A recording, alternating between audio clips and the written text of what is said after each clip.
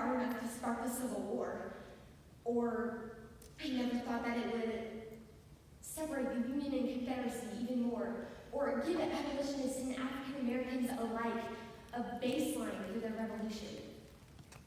I never did any of this. It all started in the early 1400s to 1500s. The Atlantic slave trade caused African Americans to be bought and sold to America. They were tightly packed on trading ships with barely any room to even move, and were stuck there for 16 weeks as they sailed through the Middle Passage. This tragic organization of the ships caused most of the African Americans to die of disease, starvation, and some even threw themselves off of the ships when they could. When the slaves would finally get to America, 50% were sold into the hemispheric slave trade, where they were bought by masters and taken to either cities or plantations. Women, children, families were torn apart and sold for the highest price possible to multiple states such as Virginia, Alabama, Mississippi, Georgia. They were seen as property. Plantation slaves were given the hardest jobs of all, such as picking cotton, tobacco, corn, and if something went wrong, they would almost always be physically punished. The only place where the slaves had any shelter were in slave cabins, where they could communicate with other slaves in the area and be away from the watchful eye of their masters. But I got to learn all these things from a young age. With my father being an abolitionist, I partially understood what went on in the world of slavery. I also learned how to write well and how to show emotion and move someone through writing. With my triumphant knowledge of writing and my high-quality education, I decided to visit the state of Kentucky, and I couldn't believe what I saw. I think that was when I realized what slaves went through. I saw how horrid slavery was.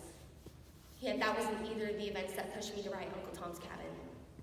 In 1849, a terrible cholera epidemic broke out in Cincinnati, and I just hoped and prayed that my family would be safe. And then one day, my 18-month-old son, Samuel Charles, started to act funny. He was seized by tremors and died of cholera. This hit me hard. Never had I thought that my son would be taken from me. And then I realized that is just what a slave mother feels like when her child is taken from her at the auction block. As I wrote a letter to my husband Calvin, I said, I write as though there were no sorrow like my sorrow. Yet there has been, in this city, as in the land of Egypt, scarce a house without its dead. However, the other event that pushed me to write Uncle Tom's Cabin was the Fugitive Slave Act. I was outraged.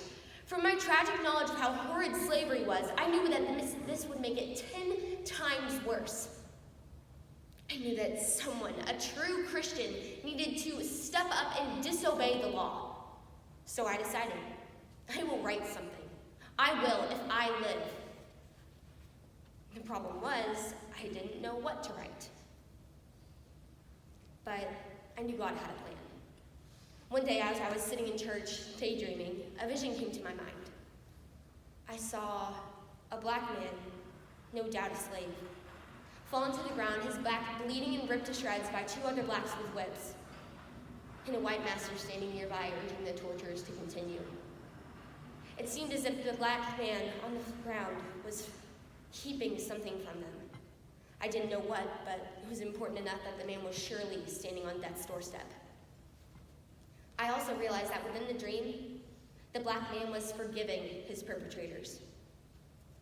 After my vision ended and the service finished, I grabbed my children, rushed home to my desk, and wrote out my vision. In the end, I knew this was going to be the story. I just needed to contemplate how it would end like this. Hello, my name's Little Eva. That over there is Uncle Tom.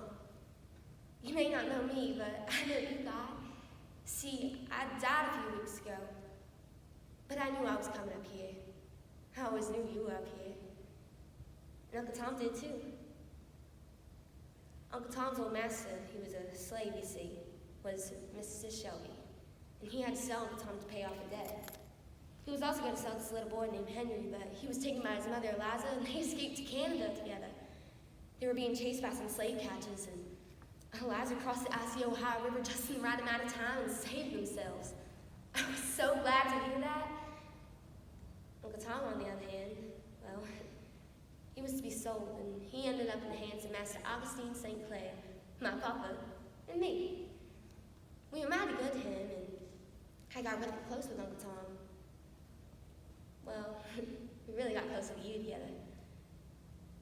But I got sick one day, and I died. But I knew I was coming up here, so I wasn't scared. Now, my papa knew how close Uncle Tom and I were and all, so he decided to free Uncle Tom. But Papa was stabbed to death before he could.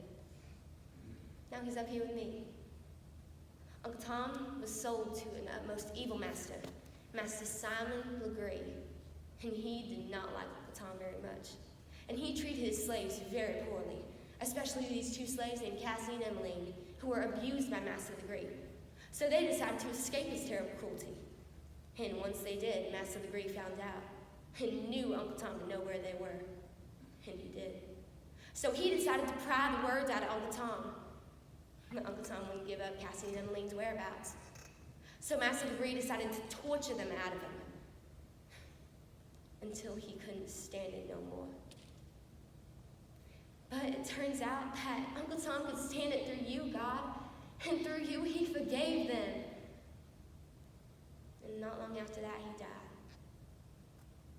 To be honest, I'm just happy he's up here with me now. He deserves to be. My book had caused the Civil War and separated the Union and Confederacy even more, and it gave abolitionists and African Americans a rock for their cause. And it did much more than even that. Uncle Tom's Cabin was a huge success. It sold over 300,000 copies in just its first year. Even G.W. Curtis, a fellow abolitionist, had said, no book was ever more a historical event than Uncle Tom's Cabin. If all whom Miss Stowe has charmed and quickened should unite to sing her praises, even the birds of the summer would be outdone. I couldn't believe what I was hearing. Not only was G.W. Curtis affected, but tons of abolitionists in their causes for abolishing slavery were triumphantly thrown to attention. And it was all just because of what I wrote. Even African Americans in general were given and were affected due to my book giving them a statement that showed what they went through on a day-to-day basis. Whether it was slavery, racism, segregation, or much worse, my book showed what African Americans went through every single day. It did so well that it was made into plays, children's books, music, illustrated copies. And some people even used my characters to sell merchandise. On the other hand, Uncle Tom's Cabin had exposed the slave owners. My work explained how terrible and cruel they were to their slaves and how they treated them. And people realized that slavery was not a good thing. However, some people criticized my book. Some governments especially didn't want Uncle Tom's Cabin to be a success.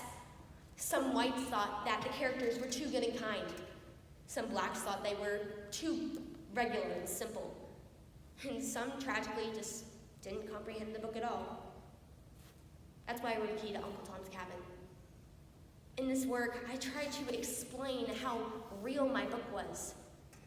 In fictionist writing, it is impossible to find refuge from the hard and the terrible by creating scenes and characters of a more pleasing nature. No such resource is open in the work of fact. I collected all I could to prove my point, from slave auctions to wanted slave advertisements to the terrible mistreatment of slaves. In the long run, my book tragically and triumphantly caused the Civil War. It separated the Union and Confederacy even more by giving both sides evidence to support their claims on whether or not slavery should continue. And I guess Abraham Lincoln, some say, told me that, so you're the little woman that wrote the book that made this great war. But I'll let you find out for yourself. I guess you could also say that Uncle Tom's Cabin helped abolish slavery because it helped start the Civil War, which abolished slavery. And some of the events that happened in the Civil Rights Movement were similar to the ones in my work. For example, Dr. Martin Luther King Jr. died in a similar way to Uncle Tom and Eva St. Clair. They all three died as martyrs for their cause.